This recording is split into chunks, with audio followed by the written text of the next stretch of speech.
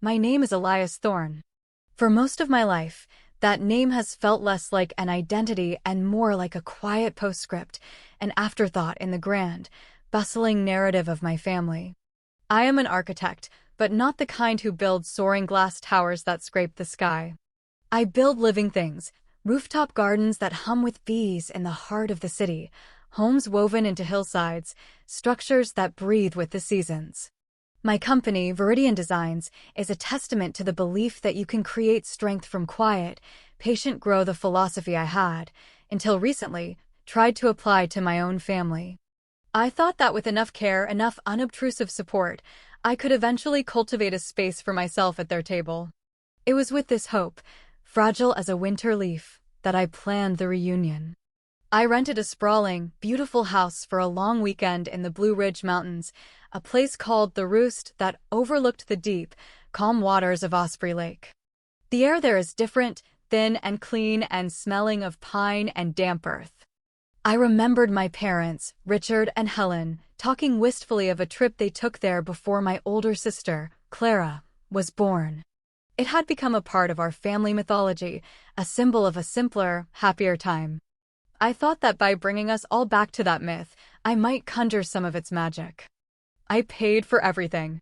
The rental, the flights for Clara and her family from the West Coast, the artisanal groceries I knew my mother would appreciate, the guided fishing trip for my father and my younger brother, Daniel.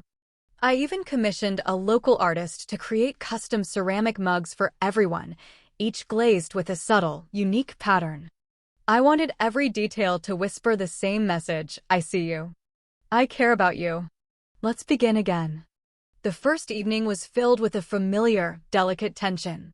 The house was magnificent, with vast windows framing the lake and a great stone hearth where a fire crackled, casting a warm, dancing light across the room.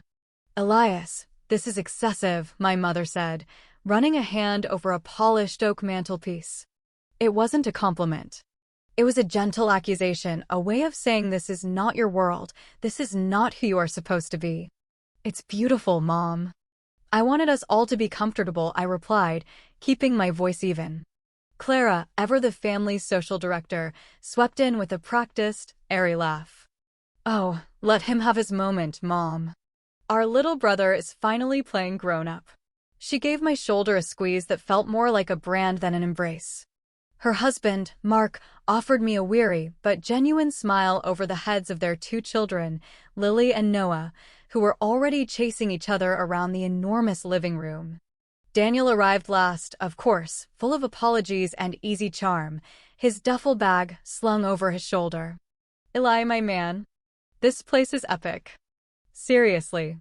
He clapped me on the back, and for a moment, I felt a flicker of the old childhood bond we once shared. Then he leaned in, his voice dropping to a conspiratorial whisper. "Hey, listen, I'm a little short for the next couple of weeks.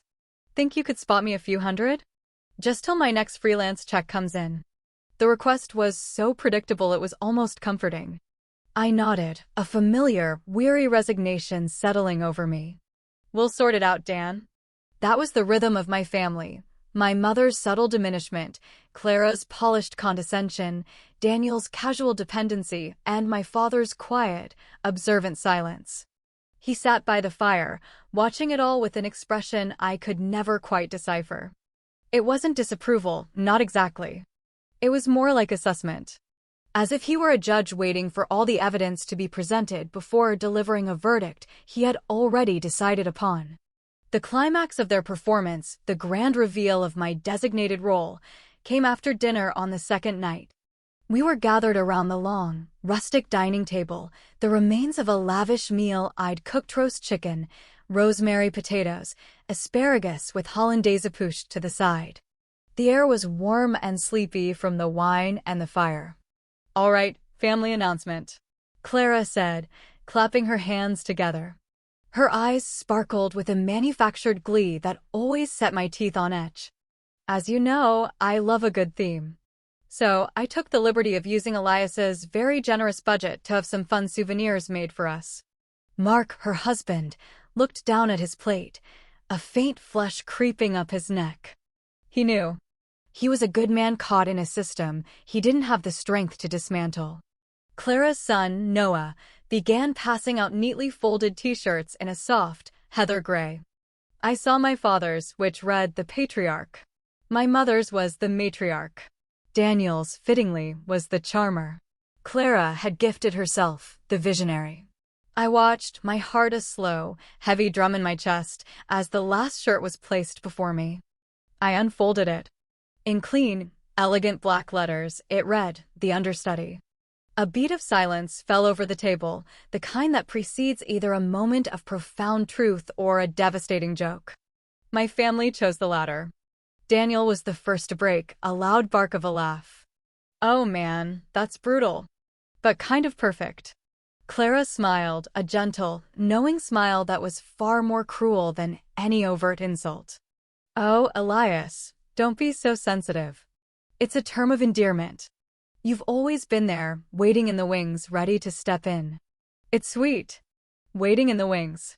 Not leading, not starring, not even a part of the main cast. Just the reliable backup, the one who learns all the lines but is never meant to speak them on stage. I looked at my parents. My mother gave a soft, fluttering laugh, the kind she used at church picnics when someone told a slightly off-color joke. Clara, you're terrible, she said, but there was no heat in it. My father simply picked up his wine glass, a small, wry smile touching his lips as he took a sip. He didn't say a word. His silence was the most damning response of all. It was confirmation. This was my place, and I was expected to accept it with a good-natured shrug. I felt a strange, cold calm wash over me. It wasn't anger. It was the chilling clarity of a fever breaking. For years, I had been painting over the cracks in our family foundation, pretending they weren't there, hoping that enough layers of my love and effort would make the structure sound. But the cracks were not superficial. The foundation itself was rotten. I folded the shirt with meticulous care, the soft cotton feeling alien in my trembling hands. I placed it on the table beside my untouched slice of apple pie. That's very thoughtful, I said, my voice unnervingly steady. Thank you. No one seemed to notice the tremor in my hands or the unnerving stillness in my posture. They were too busy admiring their own titles, posing for a group selfie that Clara was orchestrating. Okay, everyone, look happy. A perfect family moment. Perfect. Excuse me for a moment, I said, pushing my chair back.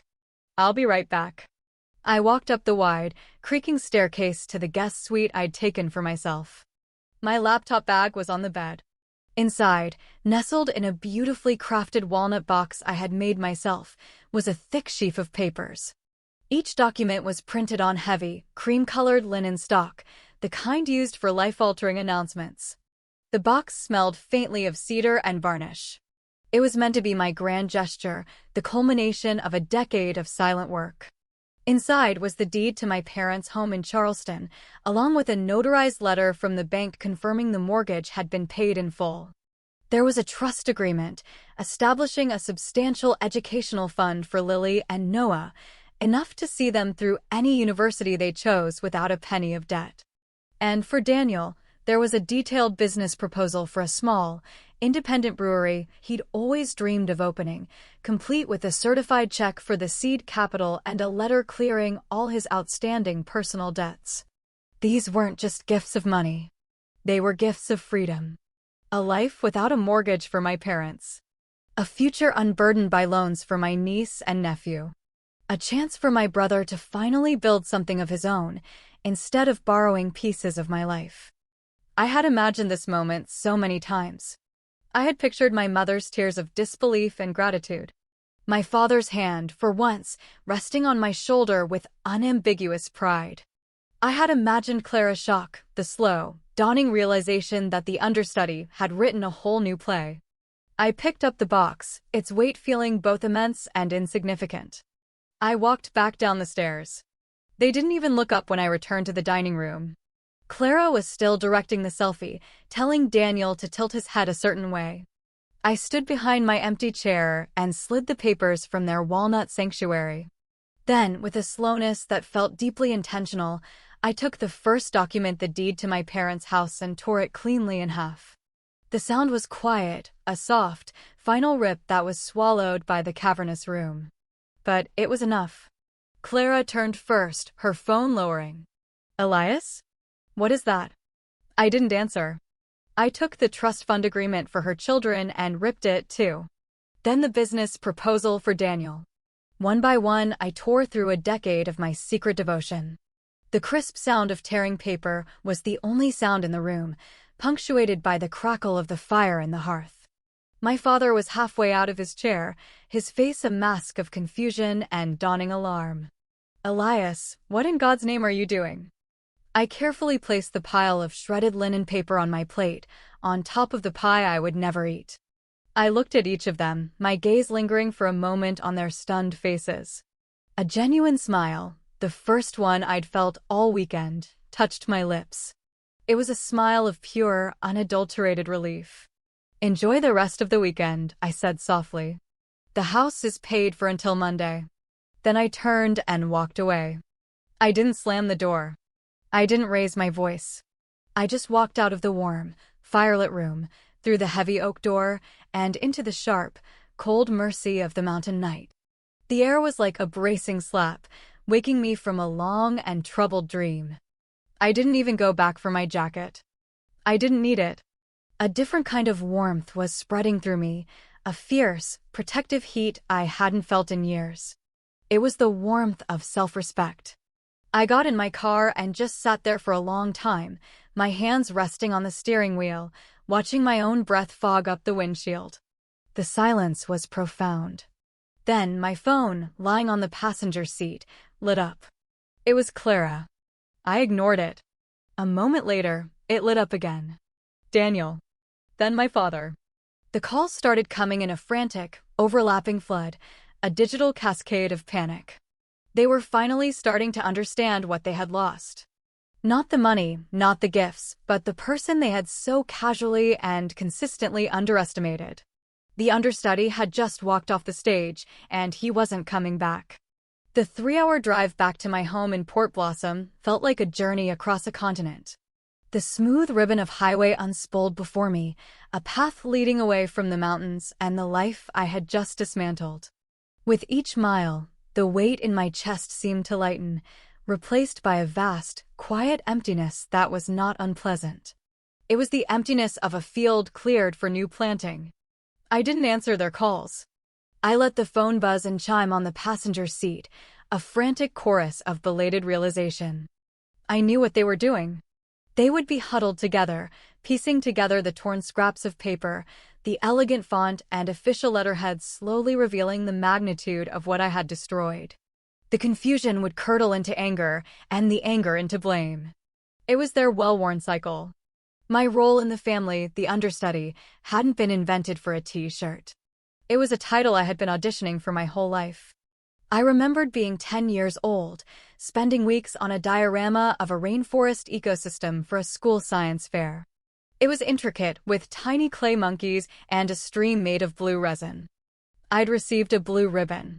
I brought it home, bursting with pride, only to find the house in a state of low-grade panic. Daniel, then 12, had borrowed our father's vintage fly rod and snapped it in half, trying to cast across the entire neighborhood creek. My blue ribbon was briefly acknowledged with a distracted "That's nice, honey," from my mother before the focus shifted entirely to Daniel's transgression and the subsequent drama. My success was a quiet, private thing. My brother's failures were family events. When I was 17, I applied for a competitive summer program in sustainable design at a prestigious university. The tuition was a few $1,000s, a sum I knew was not insignificant but manageable. I presented my acceptance letter to my parents with a carefully prepared speech, asking if they would consider helping me with a loan. My father had looked at the letter, his expression unreadable. "Elias," he said, his voice laced with that familiar, gentle disappointment, "a man needs to learn to stand on his own 2 feet. This is a good opportunity for you to learn about financial responsibility." 2 months later, they paid, without a word of complaint, for Clara to spend a semester in Florence studying art history, an experience they proudly recounted at dinner parties for years. The year after that, They co-signed a loan for Daniel's first brand new car, which he promptly wrapped around a telephone pole. When I needed a hand up, it was a lesson in responsibility. When my siblings stumbled, it was a safety net woven from love and forgiveness. So I learned. I worked 2 jobs through my senior year of high school to pay for that summer program myself. I worked my way through college, delivering pizzas and shelving books in the university library late into the night. I started Viridian Designs from a cramped desk in my tiny apartment, fueled by cheap coffee and a stubborn, burning need to build something that was entirely my own. I never told them about the sleepless nights, the near failures, the constant fear of not making rent. And when success finally came, quietly at first, then like a rising tide, I didn't tell them about that either. The first major contract I landed, the one that allowed me to hire my first employee, was a secret. The industry award I won was a secret. The day I paid off my student loans in a single, triumphant payment was a secret. Sharing my victories with them felt like handing over a delicate piece of art to be critiqued, prodded, and ultimately diminished. I could already hear the responses. An architecture firm? Is that stable, Elias? Oh, that's nice, but Clara's photography was just featured in a local gallery. Good for you, son. Now, about your brother, he's having a tough time. So I kept my 2 lives separate. In one, I was Elias Thorne, founder of an increasingly respected firm, a man building a reputation for innovation and integrity. In the other, I was just Eli, the quiet, slightly awkward understudy, the one they called when they needed something but rarely thought of otherwise. And I started to help them, always from the shadows. I set up an anonymous third-party payment service to cover the shortfall on their mortgage each month. I sent Daniel untraceable wire transfers, couched as freelance bonuses from a shell company I created. When Clara's daughter Lily needed expensive orthodontia, a surprise grant from a distant family foundation appeared in their mailbox. I was propping up the very stage they were performing on, hoping that one day they would turn and see me, not as the stagehand, but as the architect of their security. The reunion at the Roost was meant to be the end of that secrecy. It was supposed to be the moment I finally merged my 2 lives, stepping out from the wings and into the light, not with arrogance, but with an open heart. The walnut box of documents was my script. I had practiced the scene in my head 100 times, 100 different ways. Instead, they had handed me a t-shirt that told me they preferred me in the dark. By the time I pulled into my own driveway in Port Blossom, the first wave of their counteroffensive had already begun. A text from a cousin in another state lit up my phone. Hey, just saw Clara's post. Hope you're doing okay. Don't let them get to you. My fingers felt clumsy as I opened the social media app. There it was. A beautifully filtered photo of the family at the dining table, minus me. They were all smiling, holding up their t-shirts. My empty chair was artfully cropped out. The caption, penned by Clara, was a masterpiece of passive-aggressive martyrdom, such a beautiful family weekend, tinged with a little sadness. It's so hard when someone you love is struggling. Sending all our light and prayers to our dear brother. We're here for you when you're ready to accept help. The comments were a flood of sympathy for her. You're such a strong family. Thinking of you, Clara. It's not easy. He's lucky to have your unconditional love. Struggling. Accept help. They were painting a narrative of my mental instability, my emotional breakdown. They were recasting my act of self-preservation as an act of self-destruction. My father had once told me that the person who tells the story first wins. They were telling their story, and they were telling it fast. A new text came in. It was from Daniel. Dude, what the hell was that? You completely embarrassed us. Mom is a wreck. You need to get some serious help. We were just trying to include you, and you threw a psycho tantrum. Trying to include me. The words hung there, so absurd they were almost funny. They hadn't included me, they had curated me, assigned me a role designed to keep me small. I walked into my quiet, minimalist house, the air cool and still. For a moment, I felt a tremor of doubt. Had I overreacted? Was it just a stupid joke?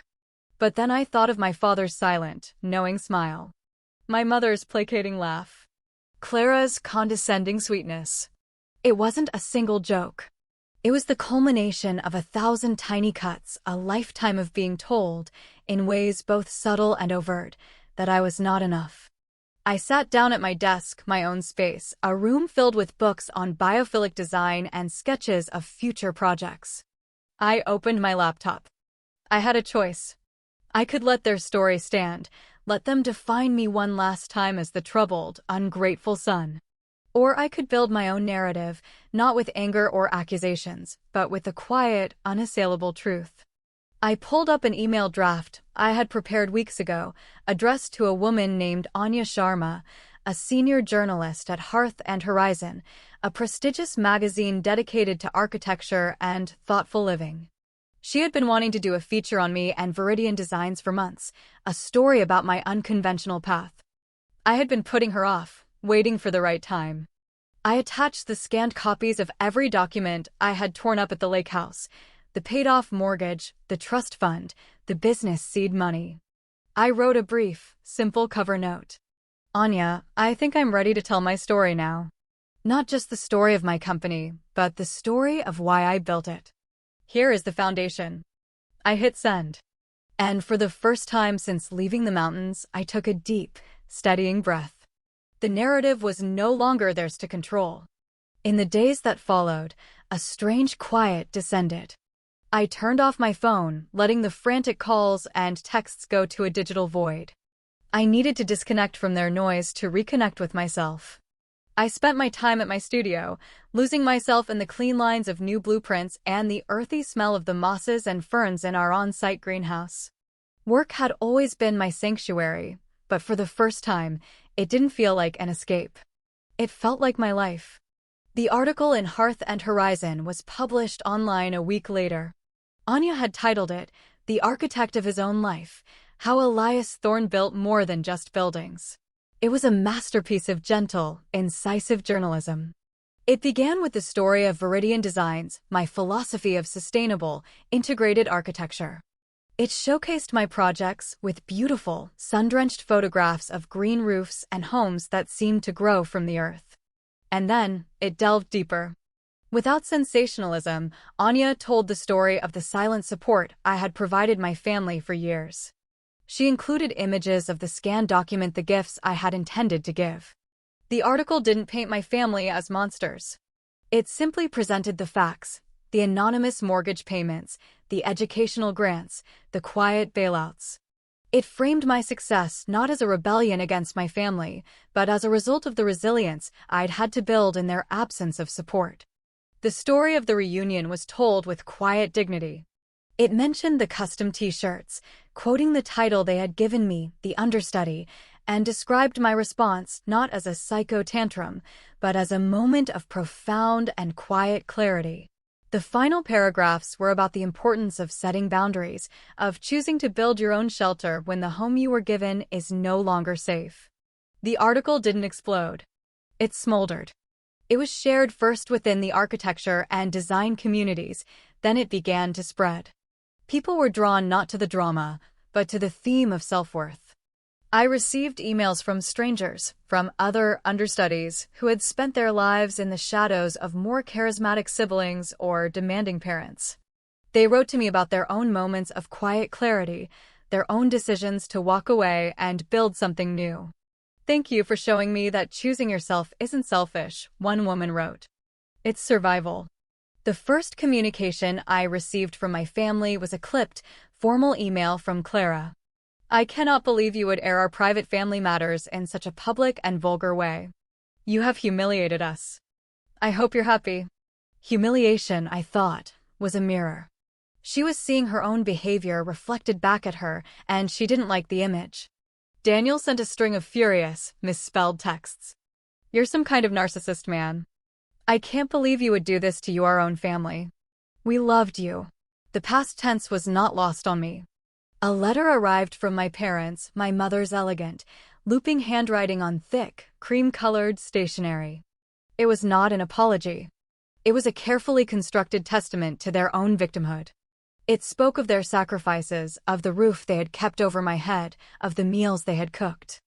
It detailed all the ways they had loved me or believed they had. It recounted their version of my childhood, a sun-drenched fiction in which their support was constant and their approval freely given. The T-shirt was a misguided joke. My reaction was a shocking and disproportionate betrayal. They were hurt. They were confused. They could not understand how their loving, quiet son had become this cold, cruel stranger. They never once mentioned the money. They never once acknowledged the years of silent support that the article had laid bare. To do so would have been to admit that their understudy had been bankrolling the entire production. Their story, the one where I was the needy, directionless child, was too essential to their own identities to let go of. I read the letter and I didn't feel anger. I felt a profound, aching sadness. Not for myself, but for them. They were trapped in a narrative of their own making, a house with no windows, and they didn't even know they were in the dark. I didn't reply to any of them. Silence, I was learning, was a boundary in itself. It was a space they could not enter. The fallout continued in ripples. A distant aunt, who had initially called me to echo my mother's concerns about my stability, called back a week after the article was published. "Elias," she said, her voice hesitant. I think I owe you an apology. I never saw the whole picture." Clara's carefully curated social media presence began to crumble. Friends who had offered her blind sympathy now saw the context. The comments on her posts grew sparse and awkward. Her husband, Mark, who had always seemed to be holding his breath around her, finally exhaled. He called me one evening. "I just wanted to say I'm sorry, Elias," he said, his voice thick with an emotion I couldn't quite place. "I saw what was happening for years, and I never said anything. I never stood up for you. That's on me." A few months later, I heard through my aunt that he and Clara had separated. He wanted to raise their children in a home where value wasn't a competition. Daniel's freelance career, which was already precarious, hit a wall. Some of his clients, it turned out, were also readers of Hearth and Horizon. The image of the charmer was less appealing when juxtaposed with the reality of his financial dependency. My parents retreated. They sold the house in Charleston, the house I had secretly kept for them, and moved to a smaller condo in a retirement community. They couldn't afford the upkeep without the invisible subsidy I had been providing. I did not take pleasure in their struggles. Each piece of news brought a pang of the old, vestigial guilt, the ghost of the son who just wanted to make them happy. But beneath the guilt was a bedrock of peace. I was no longer responsible for their foundation. I was only responsible for my own. And I began to live. I took a month-long trip to Japan to study traditional joinery and forest bathing, something I had dreamed of for years, but had always postponed, tethered by a sense of familial obligation. I started a non-profit arm of my company, the Viridian Seedling Project, which designed and built community gardens in underserved urban neighborhoods for free. I poured the energy I had once spent trying to earn my family's love into nurturing growth in places that truly needed it. One evening, I was walking through one of our new rooftop gardens. The sun was setting, casting long, golden shadows over the city. The air smelled of lavender and tomato plants and damp soil. A young girl, no older than Lily, was carefully watering a pot of marigolds, her face a mask of intense concentration. She looked up at me and gave me a shy, gap-toothed smile. In that small, uncomplicated moment of connection, I felt a sense of belonging more profound than anything I had ever felt in my parents' home or at a family gathering. This was my family, now not one of blood, but one of shared purpose. A family of fellow builders, of gardeners, of people tending to life in all its forms. I don't know if my family will ever truly understand why I walked away. Perhaps they still tell the story of the reunion, a tragic tale of their son's inexplicable breakdown. Perhaps, in the quiet moments, a sliver of doubt creeps in. I may never know. Reconciliation is a door, and it requires people on both sides to be willing to turn the handle. I have left my side unlocked, but I am no longer standing there, waiting. I have my own house to tend to now.